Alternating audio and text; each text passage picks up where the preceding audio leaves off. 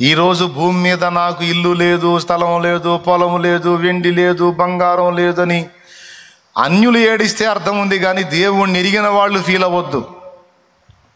ఈ మాట కూడా వినండి.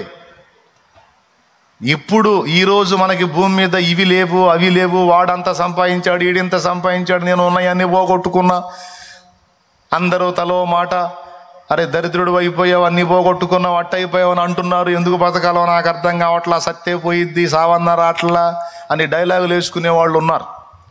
అన్యులు తెలియని వాళ్ళు కాబట్టి అట్లాంటి మాటలు అనుకుంటే అర్థం ఉంది, కానీ యేసు క్రీస్తునందున్న నువ్వు అలా అనుకోవటానికి వీలు లేదు. ఎందుకో చెప్తా. గోళీలాట ఆడిన వాళ్ళు ఎంతమంది ఉన్నారో చేతులు ఎత్తండి. చిన్నప్పుడు గోళీలాట ఆడిన వాళ్ళు ఎంతమంది ఉన్నారో చేతులు ఎత్తండి. నేను ఆడాను అన్నోళ్ళు చేతులు ఎత్తండి. ఆడవాళ్ళు కూడా చేతులు ఎత్తున్నారు, వీళ్ళు కూడా ఆడారు కావాల. దేవుని స్తోత్రం. మరి చిన్నపిల్లలు 8 ఏళ్ల పిల్లలు ఉన్నప్పుడు ఇంక ఆడమ్మగా తెలదు, ఆడటమే ఆట, అంతే కదా. ఆడారా? చేతులు ఎత్తండి, అలానే ఉంచండి. ఆడారుగా, రైట్. గోళీలాట అందరూ ఆడారు. అప్పుడు మన ఆస్తులు ఏంది? మన కొట్లాట ఎవడితో? తొండాడితే వాడిని తిన్నాం లేదా? మనవాడి వాడి చేత తనులు తిన్నాం లేదు. వాడు తొండాడాడు, మనం తొండాడి కొట్లాట. దానికోసం జుట్లు ఆ గెలిచిన గోళీలన్నీ తీసుకెళ్ళి ఒక చోట దాచిపెట్టుకోవడం, తడవకోసారి వెళ్ళి చూసుకోవటం. అంటే బీరో ఓపెన్ చేసి డబ్బులు చూసుకున్నట్టు. ఇప్పుడు అందులో ఆ గోళీలు రకరకాల కలర్స్లో ఉంటే వాటిని వర్ణించుకోవటం. నా దగ్గర రెడ్ ఉంది, నా దగ్గర బ్లూ ఉంది, నా దగ్గర ఇంత పెద్దది ఉంది, అవునా కదా? ఏంది అటు చూస్తారు? కరెక్టే కదా. అదిగో అయ్యేగా మన ఆస్తులు. వాటి కోసమే కొట్లాట, వాటి కోసమే ఒకటి రేపుకుంది. బడికి పోయి రావటం, కాస్త కూస్త తింటాం, ఇక జేబులో గోళీలు వేసి వస్తా అనుకుంటాం పోవటం. అవునా? ఆడామా? పిచ్చగా కొట్లాట్లు జరిగినాయా? తనలాట్లు జరిగినాయా? ఏడుచుకుంటూ వచ్చామా? దిగులు పడ్డామా? నా గోళీలన్నీ పోయినాయిరా అని ఏడు ముఖం పెట్టి ఏడుచుకుంటూ ఇంటికి వచ్చిన రోజులు ఉన్నాయా? లేవా?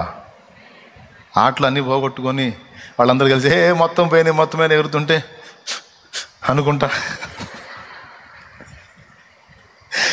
ఉన్నాయా? లేవా? రైట్.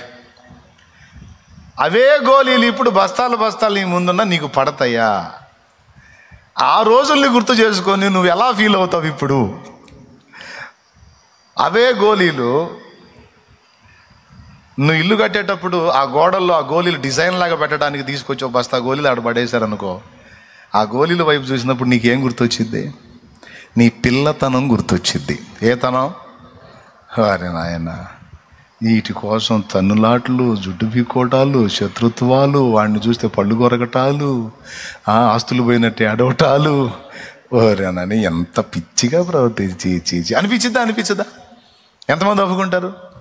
సేమ్ ఫీలింగ్ ఈరోజు ఈ భూమి మీద ప్రస్తుతం మనం వెంపర్లాడుతున్న ఈ సిరి సంపదలన్నిటి కొరకైన వెంపర్లాట రేపు యేసయ్య మనల్ని తీసుకెళ్ళి ఉంచబోయే మహిమలో చూసుకుంటే, రేపు యేసయ్య మన కోసం తేబోతున్న మహిమతో పోల్చి చూసుకుంటే, చిన్ననాడు గోళీల కోసం ఎంత తనులాడామో, ఎంత దిగులు పడ్డామో, ఎంత ఏడ్చామో, ఎంత బాధపడ్డామో. మళ్ళీ ఆట మనకు చేత కాకపోతే ఆటగాన్ని తీసుకెళ్తాం మనం. మళ్ళీ నా గోళీలన్నీ కొట్టేశాడు రా వాడు. అరే ఇప్పుడు నేను ఆడను, నీ గోళీలు ఇప్పిస్తా, నువ్వు ఆడి మొత్తం మనకి రావాలి. అమ్మో, ఇందులో మళ్ళీ కుట్రలు, రాజకీయాలు. వాస్తవా కాదా? ఇప్పుడు అవన్నీ చూసి అరే పిల్లకాయల ఆట కదా. యాజ్ ఇట్ ఈజ్గా ఈనాడు మానవులు వెంపర్లాడుతున్నది ఇదంతా కూడా అరే చెత్త కోసమా నేను తిప్పలు పడింది అని ఆ రోజు ఎర్రిముఖం వేస్తావు. ఖచ్చితంగా ఇదే. అందుకే నాకు అది లేదు, ఇది లేదు, నేను ఇట్టయ్యానని ఏడుస్తూ ఉంటే ఏసైనా నవ్వుకుంటూ ఉంటాడు. ఎంత పిచ్చిదానివే తల్లి నువ్వు, ఎంత పిచ్చోడివి నాయనా నువ్వు. నేను నీ కోసం సిద్ధపరిచిన దానిలో నువ్వు బాధపడుతున్న ఏ మూలకన్నా వస్తాయా? అసలు నేను నీకు ఇచ్చినవి ఎంత గొప్పయో తెలుసా? నన్ను ఎవరు పలకరించరు, నాకెవరు స్నేహితులు లేరు, బంధువులు లేరు, అవునా? నాకు పుట్టిల్లు లేదు, అత్తిల్లు లేదు, ఏమీ లేదంటే దేవుడు అంటాడు, మోక్ష నగరు నీ పుట్టిల్లే తల్లి, మోక్ష నగరు నీ పుట్టిల్లు నా కుమారుడా, నా కుమార్తె. ఎవరేం లేరు, నేనున్నాను, నా ఫ్యామిలీ, నాలో ఉన్నావు నువ్వు. మోక్ష నగరు మా పుట్టిల్లు, ముఖ్య దూతల్ మా స్నేహితులు. మోక్ష నగరు మా పుట్టిల్లు, ముఖ్య దూతల్ మా స్నేహితులు. సాక్షాత్కారమయ్యుండగను, సాక్షాత్కారమయ్యుండగను, లక్ష్య పెట్టమిహ బాధలకు. యెహోవా మా తండ్రి కాడ, యేసుడు మాయన్న కాడ. స్తోత్రం. బిడలారా చెప్పండి, భయపడతారా అమ్మా? దిగులు పడతారా? వాళ్ళు అయి పొందారు, వీళ్ళు ఇవి పొందారని వాడి డబ్బాలో గోళీలు చూసి నువ్వు దిగులు వేసుకుంటావా? డబ్బాల్లో గోళీలు వేసి తిరుగుతూ ఉంటావు. అప్పుడు చిన్నప్పుడు ఆడితే డబ్బాల్లో గుర్తు రావాలి మీకు మీ పిల్లకాయతనం అంతా. పిల్లలప్పుడు ఆడిన ఆటల్లో గోళీల కోసం మీ హృదయం ఎంత వేదన పడిందో. ఆ పిల్లతనంలో, ఆ పిల్ల జ్ఞానంలో ఈరోజు కూడా ఈ లోకం కోసం వెంపర్లాడేది కూడా పిల్లతనపు జ్ఞానమే. అర్థమైందా? తెలియని వాళ్ళే దీని గురించి దుఃఖపడేది. నువ్వు దేని గురించి దిగులు పడాల్సిన అవసరం లేదు. ఎందుకంటే నీకు అన్నిటికంటే మొట్టమొదటి అద్భుతమైన గిఫ్టు, కోట్ల కోట్ల కోట్ల కోట్ల స్వాస్థ్యము కంటే గొప్పదైన గిఫ్టు యేసయ్య నీ ఆస్తి.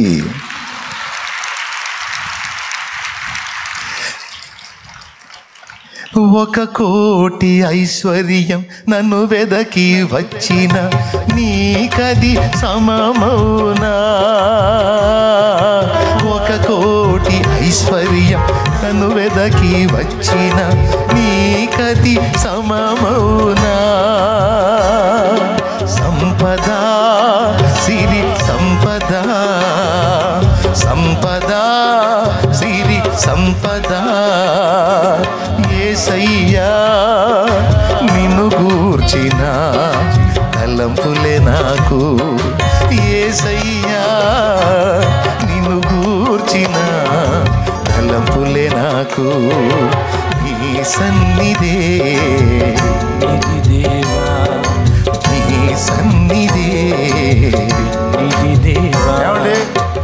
రాజ్యాలు, కిరీటాలు, సింహాసనాలు, వెండి బంగారాలు, ధన కనక వజ్ర వైఢూర్య కెంపు మరకత మాణిక్య గోమేదిక పుష్యరాగ రాళ్ళు, ముత్యాలు, పగడాలు, రత్నాలు, రాసులు రాసులు పోసి అన్నీ నీ ముందు పెట్టి యేసయ్య ఒక్కడు ఒక పక్కకు పోయి కూర్చొని కోరుకో అంటే ఏం కోరుకుంటాను?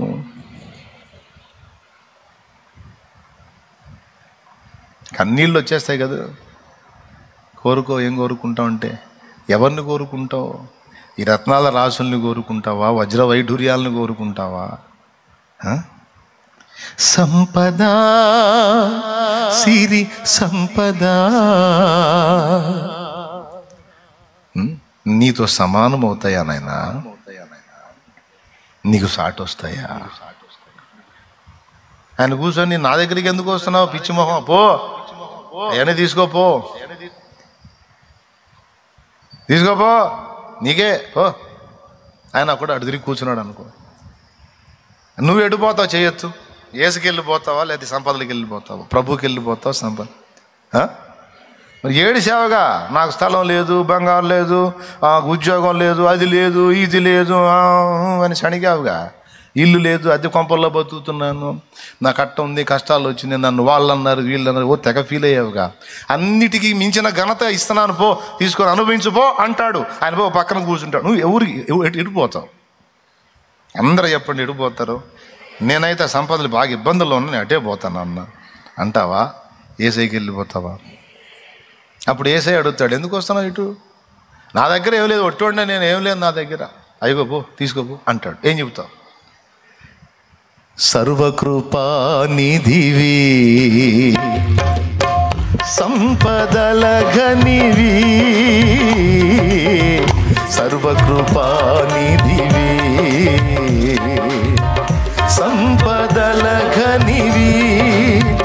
సకలము చేయగల నీవైపేనా కన్నులేతి చూచెదా. సకలము సకలము సకలము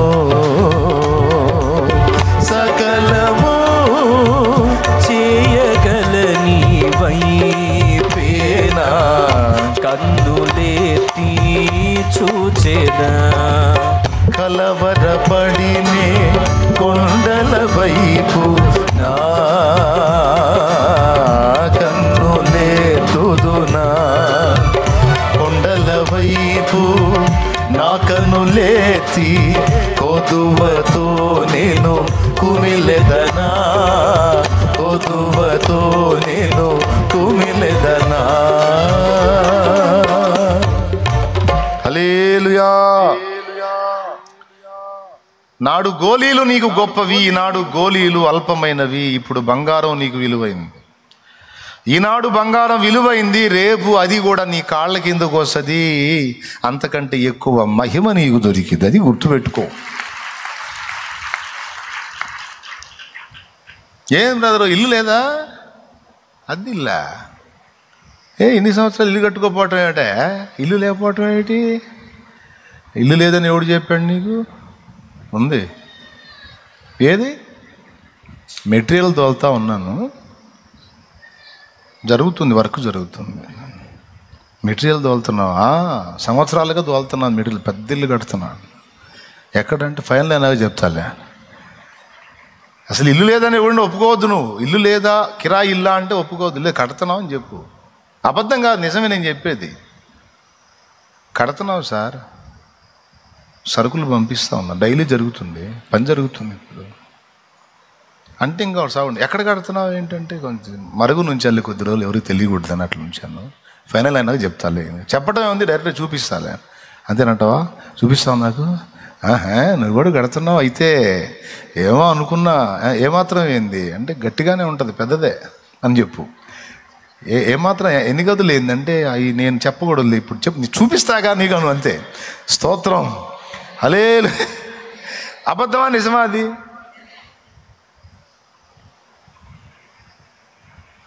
అబ్రహాము విశ్వాసం పునాదులు గల పట్టణము వేచి జీవించెను.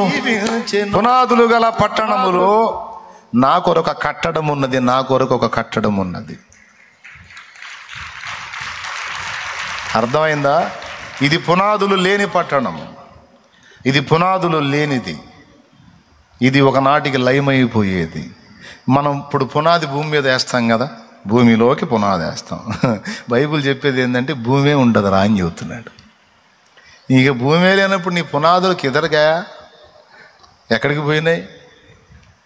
భూమితో పాటు అవి కూడా నిర్మూలమైపోతాయి, ఏముండవు. పంచభూతములు మహావేంద్రముతో లయమైపోతాయి అన్నాడు. కాబట్టి ఇది క్షయమైపోయే పునాదులు, ఇది ఉండదు. కానీ అక్షయమైన లోకములో పునాదులు గల ఆ పట్టణములో నా కొరకు నా దేవుడు ఒక కట్టడమును కట్టుచున్నాడు. అది ఎప్పటికీ నిర్మూలముగానది, శాశ్వత కాలం నాకే ఉంటది. అది నా యేసు కడుతున్నాడు. హల్లెలూయా. నిర్మించుచున్నాడు క్రీస్తు ప్రభు నా కొరకు ఒక భవంతి. ఇది అబద్ధం కాదు, ఏదో ఊహ, ఏదో ఇమాజినేషన్ కాదు. ఇది రియల్. నిజంగా మనం పంపించేటువంటి ఫలమంతటితో దేవుడు మనకు ఒక నిర్మాణాన్ని జరిగిస్తున్నాడు. మనం ప్రతిరోజు మనం చేసే సత్క్రియల వలన సరకులు పంపుతున్నాం అక్కడికి. కాబట్టి ఎవడయా నీకు ఇల్లు లేదని చెప్పింది దరిద్రుడు? నీకు ఇల్లు లేకపోవటం ఏమిటి? ఇక్కడ ఉన్న వాళ్ళందరికీ పునాదులు లేని ఇల్లు, నీది పునాదులు గల గృహం ఉంది, నిత్య గృహము.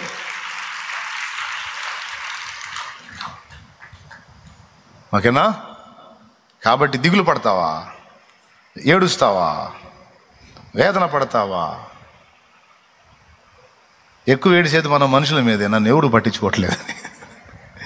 అస్సలు లెక్క చేయొద్దు. నా తండ్రి నిన్ను భూమి మీదకి పంపించాడు, ఈ భూమి మీద నీకు జీవితం ఇచ్చినంత వరకు పోషిస్తాడు, నీకు కావలసిన సమకూరుస్తాడు, నిన్ను ఎలా వాడుకోవాలో అలా వాడుకుంటాడు, నిన్ను ఎలా దీవించాలో అలా దీవిస్తాడు. ఎప్పుడు ఏది ఏ సమయంలో నీకు అందాలో తప్పనిసరిగా తగిన కాలం ముందు నీకు అందిస్తాడు.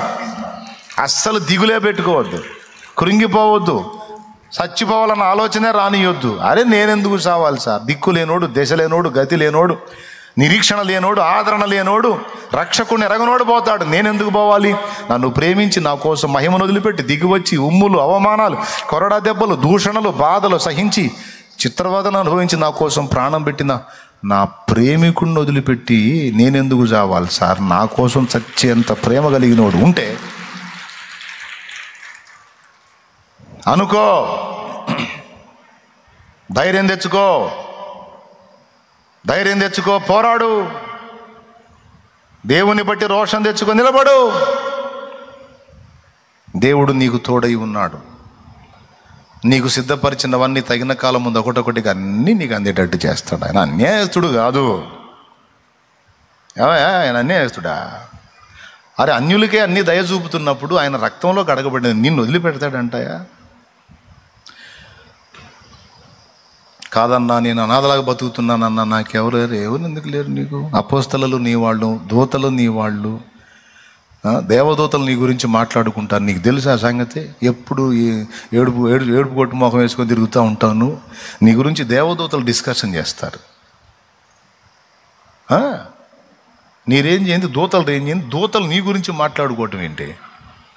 నమ్మగలవా? కానీ వాక్యం నేను చెబుతుంది నిజం. దేవదూతలు నిన్ను గురించి డిస్కషన్ చేయటం ఏంటి? పరలోకంలో నిన్ను గురించి సంభాషణ జరగటం ఏంటి అంటే జరిగిద్ది. ఎందుకంటే నువ్వు ఉండటానికి ఇక్కడ ఉన్నావు, కానీ నీ పౌరత్వం అక్కడ ఉంది. నువ్వు ఉండటానికి ఇక్కడ ఉన్నావు, నీ పౌరత్వం అక్కడ ఉంది, నీ సభ్యత్వం అక్కడ ఉంది, నీ ఆధార్ కార్డు అక్కడ ఉంది, నువ్వు అక్కడే పౌరుడివి. పని మీద ఇక్కడికి వచ్చావు, నీ జయాపజయాల గురించి అక్కడ డిస్కషన్ జరుగుతూ ఉంటుంది.